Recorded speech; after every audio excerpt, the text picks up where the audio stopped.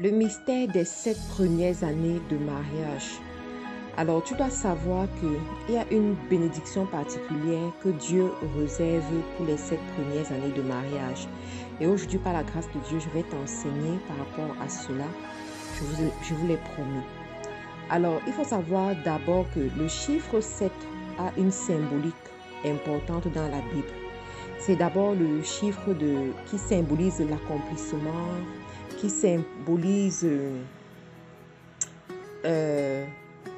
l'atteinte des objectifs, qui symbolise qu'on est rassasié en fait, parce que c'est en 7 jours que Dieu a créé l'univers, que Dieu a créé tout ce qu'il a créé et ensuite il s'est reposé. Et dans la Bible, on se rend compte que le chiffre 7 revient plusieurs fois. Je vais vous prendre des exemples un peu pour vous montrer. Donc le chiffre 7, 7 jours de création, 7 jours de la semaine. 7 jours de la semaine, 7 animaux purs de chaque espèce dans l'arbre de Noé. Joseph rêve de 7 vaches grasses et de 7 vaches maigres. Élisée éternue 7 fois et l'enfant est ressuscité. Un lépreux plonge 7 fois dans le Jourdain et se lève et guérit. Le juste tombe 7 fois et se relève pardonné. C'est dans le livre de Proverbes que nous voyons ça. Tous les 7 ans, on laisse la terre en jachère pendant l'année sabbatique. Le jubilé, après 7 fois 7 ans. 7 patriarches d'Israël, Abraham, Isaac, Jacob, Moïse, Aaron, Joseph, David. En tout cas, vous voyez le chiffre 7 revient plusieurs fois. Dans l'Apocalypse, par exemple, nous voyons 7 lettres envoyées aux 7 églises, 7 sceaux, 7 signes dont l'un est le dragon à 7 têtes, 7 coupes contenant 7 fléaux, 7 visions finales, 7 anges. Le chiffre 7 revient plusieurs fois. Mais ici, ce qui nous intéresse, c'est par rapport au mariage. Et la partie de la Bible qui m'a beaucoup parlé, c'est Joseph. Joseph rêve de 7 vaches grasses et de 7 vaches maigres. 7 vaches grasses et ensuite 7 vaches maigres. Alors, dans le mariage, vous allez très souvent, au début, vivre 7 vaches grasses et ensuite 7 vaches maigres. Si vous ne comprenez pas le mystère des 7 premières années de mariage que je vais vous enseigner aujourd'hui. Alors, lorsque vous venez de vous marier, il y a quelque chose que Dieu vous donne. Dieu vous donne ce qu'on appelle la sémence. La sémence, et tout se joue à ce niveau. La sémence que Dieu vous donne, c'est pour que vous puissiez la planter pendant ces 7 ans. Qu'elle puisse pousser et ensuite assurer les 7 années de vaches maigres qui pourront arriver. Parce que ça arrive toujours. Ça arrive toujours. Dieu a plusieurs choses, mais il y a des couples qui ressentent ça plus que d'autres. Il y a des couples qui ne supportent même pas cela. Il y a des couples qui précipitent même ces 7 années de vaches maigres avant le temps. Je prendrai par la grâce de Dieu un jour dans F2E pour vous faire un enseignement dessus, afin que vous ouvrez les yeux. Alors, lorsque Dieu vous donne votre sémence, la première des choses que vous devez faire, vous devez identifier cette sémence. Alors, il faut savoir que tous les couples n'ont pas la même sémence. Il y a des couples où Dieu va donner une sémence particulière. Chaque couple doit savoir quelle est la sémence que Dieu leur a donnée. Il y en a, dans certains couples, Dieu va susciter la bénédiction dans un business particulier. Dieu va susciter la bénédiction au niveau des relations. Et à travers ces relations-là, vous allez avoir des percées. Ça peut être au niveau de l'éducation. Voilà, vous faites des grandes études et puis vous réussissez et vous trouvez votre percée dans ce couloir. Ça peut être l'immigration, vous immigrez dans un bon pays, et en fait dans un pays que Dieu a béni, parce que tous les pays sont bons, et arriver là-bas, vous avez des percées extraordinaires, les choses se passent bien pour vous dans ces temps. Donc, vous devez d'abord identifier quelle est la sémence que Dieu vous a donnée, quelle est cette bénédiction particulière, qui peut-être est petite et a besoin de grandir, que Dieu vous a donnée. Une fois que vous identifiez cela, tout va se jouer au niveau de votre maturité des deux couples. Pourquoi je dis ça? Parce que Dans les couples immatures, à cause de cette immaturité, vous allez dilapider votre sémence.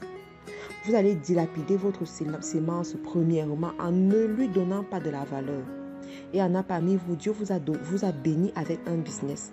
Vous avez commencé petit. Vous avez vu comment ça marchait un peu. Et ensuite, à cause des problèmes que vous n'arrivez pas à gérer, de vos émotions que vous n'arrivez pas à gérer, de vos mauvais comportements que vous n'arrivez pas à changer, vous avez abandonné ce petit business. Et voilà, vous êtes en train de misérer. Ça peut être une relation que Dieu a mise sur votre parcours.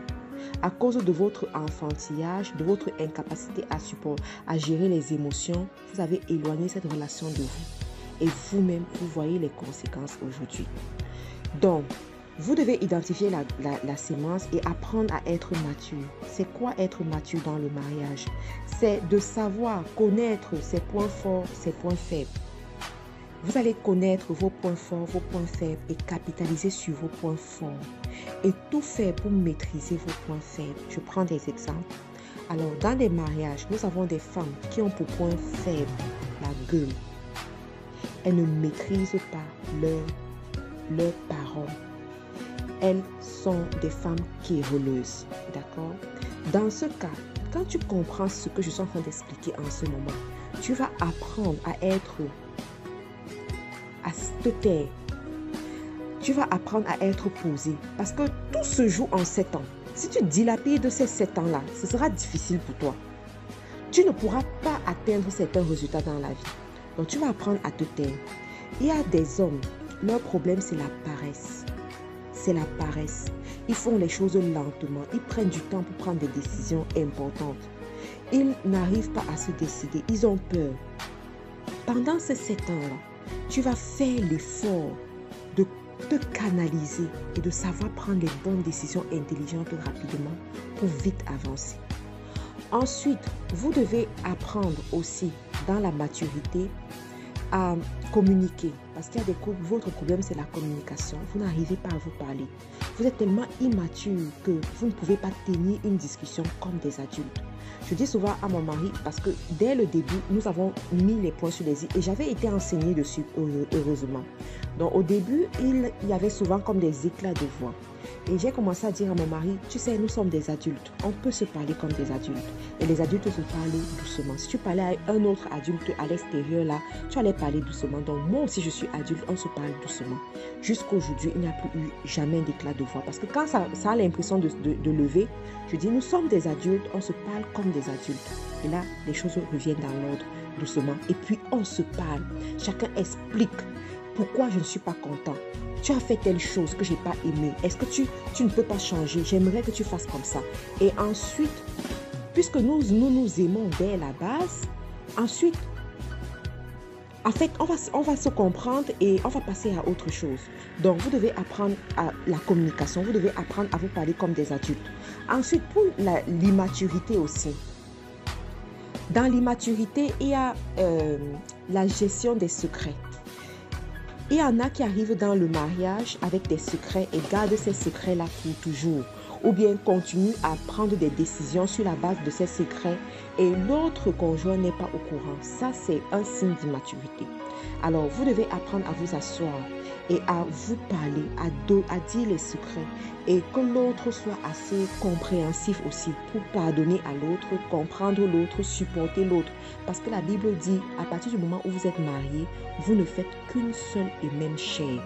Et si vous voulez le Saint-Esprit dans votre relation, vous ne devez plus avoir de secrets.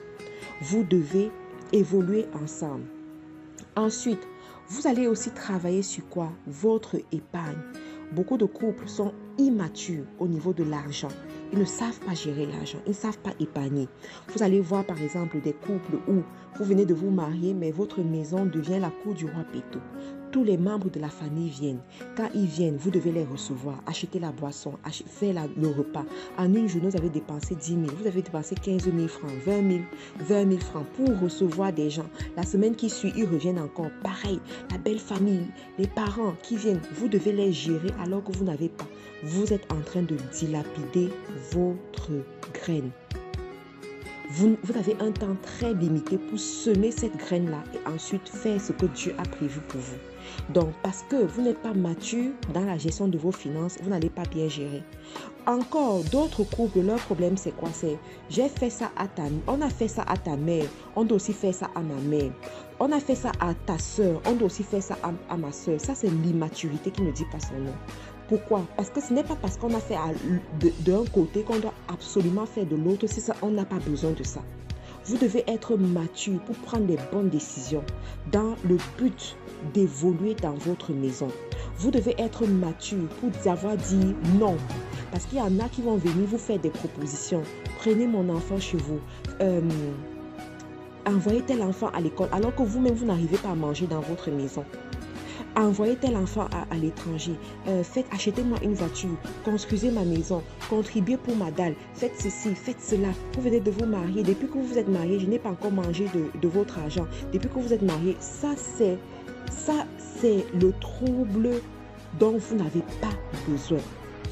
Et si vous êtes immature, vous allez gober toutes ces choses-là et c'est comme ça que vous allez dilapider votre sémence que Dieu vous a donnée. Vous allez perdre le temps. Et après, les enfants vont arriver.